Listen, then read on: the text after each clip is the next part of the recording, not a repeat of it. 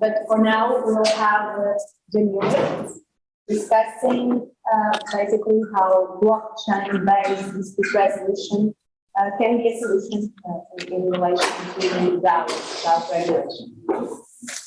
So, Jamilya, I'm not sure if you have a presentation. Hi, yes, I can share my screen. Thank you so much, first of all, to organizers, and it's a pleasure to participating in this conference. Thank you for the introduction. My name is Jamilya Kamalova. I am a researcher at Claris, and I'm also a PhD student at Paris State University and part of Blockchain Gov team. So today, I would love to talk a little bit more about blockchain-based dispute resolution. This is the main area of my research, and I would love to share some recent research updates that I do with my colleagues. So let's get started. A short introduction. So I decided to split my presentation into two parts. First would be on general introduction of blockchain-based alternative dispute resolution, as I call it. And I'm pretty sure most people who are watching us online and are in the audience are familiar with this concept, but I think it is important to clarify what I mean by blockchain-based dispute resolution. And then shortly, I would like to introduce Clara's case study and the recent paper that I've published to SSRN just today. And the second part, I would like to dedicate to the case study that we did with my colleagues from Blockchain Gov with Tara Merck and Sofia Kassar on the Proof Humanity DAO case. I'm just planning to give a little introduction that would hopefully show the importance of dispute resolution tools available for communities and what happens in the lack of thereof. So to start very briefly, I separate different terms such as decentralized dispute resolution and blockchain-based dispute resolution. Although I think in our field, those two terms are sometimes used interchangeably and sometimes confused. And I like to be very specific. So blockchain-based dispute resolution tools, they are basically the systems that utilize blockchain technology at some given point of the dispute resolution process. And as a subtype of that, I basically highlight in my research shelling point type of blockchain-based dispute resolution, and Claris being one of its examples that utilizes blockchain-based technology in all of the parts of the deliberation process. So very quickly, and just to maybe also add to what my colleague just mentioned on online dispute resolution and DAOs. First of all, why isn't it even worth researching blockchain-based dispute resolution when whether they provide this revolutionary advantages? In my opinion, there is certain very important advantages that were outlined by many academic scholars, and them being mainly lack of single point of failure. And by that, we usually mean some single component or process that can basically cause this chain reaction of the results in the theory, and that would end up in the failure of entire system. And most of the online dispute resolution service providers, they do have this centralized point, and that I personally see as a big disadvantage. Then we can also talk about transparency. This is one of the most obvious points when we talk about blockchain technology. We point out to the transparency of the records, but it also links to participants' ability to overview and the whole deliberation process, and therefore have high levels of confidence in the deliberation process, and just be in the control and understand the whole process and how it takes place. Unchangeable records, this is another very important point whenever we talk about blockchain-based dispute resolution tools or the technology in itself in general. I also point out additional advantages that I see online dispute resolution methods and ADR, like any alternative dispute resolution system methods that we know, such as arbitration, mediation in this traditional form, just doesn't have. And this is linked to potential disclosure of personal information, and then ability to perhaps access the services that wouldn't be accessible in to many participants if it was, for example, through the use of traditional credit card payments. And in that sense, distributed ledger technology, blockchain technology in particular, applied to dispute resolution process can provide us that advantage that in itself should be seen as a public good, because it provides this more options to participants when they want to settle their disputes. So that's just a very short, summarized version of the main points that I explore in my paper. And are you switching your slide? I do, and you don't see it. No, we are not able to see it. Can you please try to share it again? Yes, I'm so sorry. You should. Do you see the slide change? Now we can see it. Yes, I can see you. Could proceed. Now you can see it. Okay, I'm very sorry. So those are the slides that I talked about, and this is the basically like the general introduction that I made, and this is the points that I've outlined. And now I'm moving to the Claris case study. You can see the slide, right? Yes. Okay, perfect. So Claris case study involves basically just a very general introduction. Claris is a blockchain-based dispute resolution platform that allows parties to settle their disputes on chain, and it has a very wide application, anything from commercial disputes to token curator registries to even we had some precedents of just agreements, whether it's tenant agreement or disputes arising from that.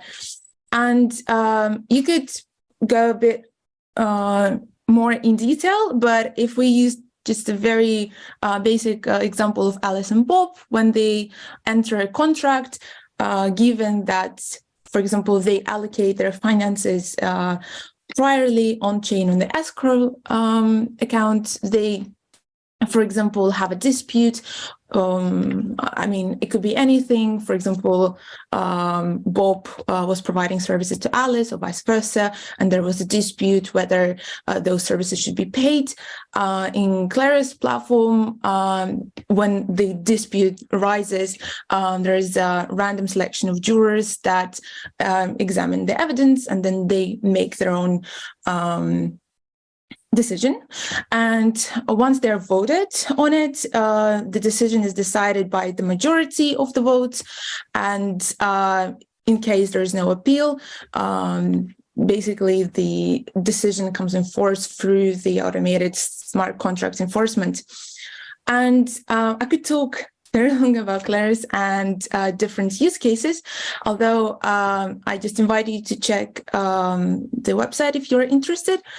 And now I would like to maybe talk about like the recent research in the paper that I've mentioned. I've recently uploaded online. So in my paper, I'm actually drawing on the reasons why it is necessary to study blockchain-based dispute resolution systems and the problems arising from it. And I draw on many limitations that we currently have. And I think one of the most important things is that I do not view blockchain-based dispute resolution system as like blanket solution that would solve all the issues, but it does create those advantages, and they are very specific to relationships that are happening and transactions that are happening in Web3. Therefore, it is very important to look into it. Although, again, there are certain limitations, and I think it is worth studying and looking into this, notion of Schelling point type of justice. What does it mean in the deliberation process? How does this crowdsourced common knowledge, wisdom affects the deliberation process, and etc. I very much welcome feedback. Therefore, I'm mentioning this paper here and providing the link. So just in case it's going to be submitted to peer review, if you have any points of criticism and just want to start like a conversation about it, I'll be very, very grateful. So moving further to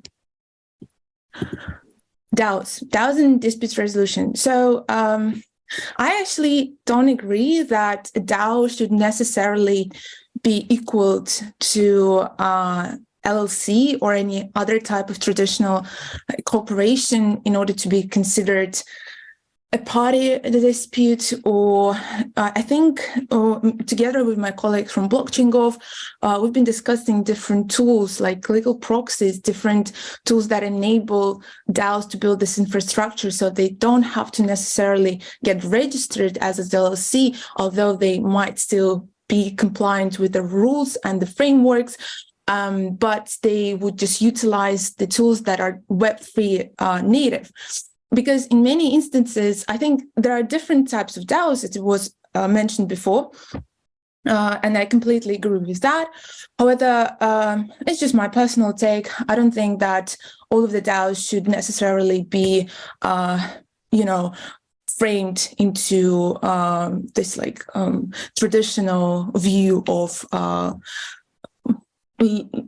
corporations and limited liability companies. So as it was mentioned by my senior academic colleagues, some of the dispute resolution tools that we have, they just aren't fit to the DAO's natures, and therefore they should be tools that allow DAOs to assess or to participate or be a party or even handle the disputes within their communities in a way that would be efficient, productive, and that would fit the spirit and nature of the relationship. So this brings me to the Proof Humanity DAO case study that we did together with my colleagues, Sophia and Tara. That was a 6-month-long ethnographic research, and we closely followed this community in particular that was struggling with governance issues. And it was incredibly interesting, and we are very appreciative to all of the community members that were eager to communicate with us, and we've utilized everything publicly available.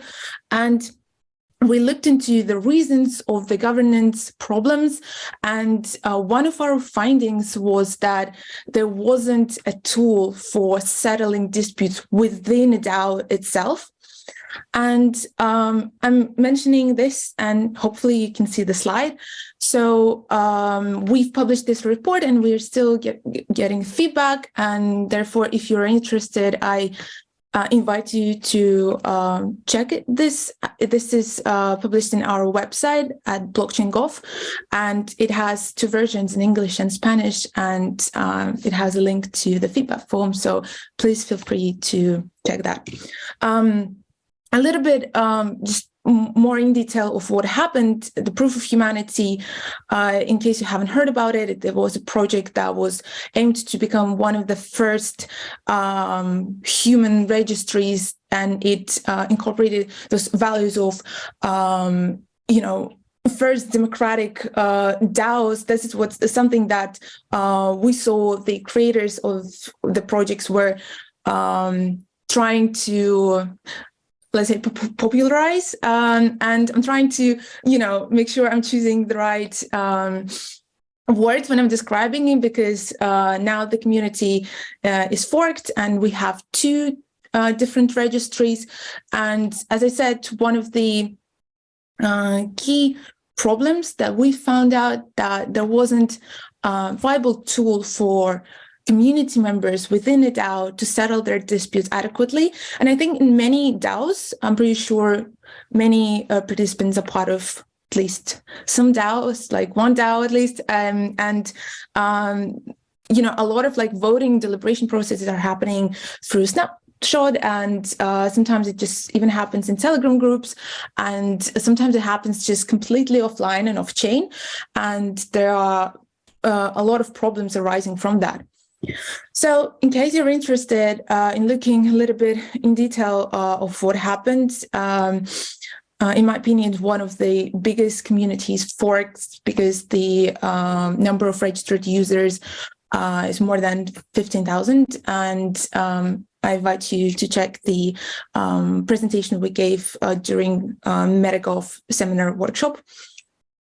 And just finishing my presentation, I think that two very important things that I think need to be clarified. One thing is the problems or maybe issues that come with DAOs participating as a party in a dispute, and what are the tools and what are the options DAO or any other like decentralized community has when it comes to participating and being a party at a dispute. And then another thing is issues arising from governance and disputes that are happening within the community.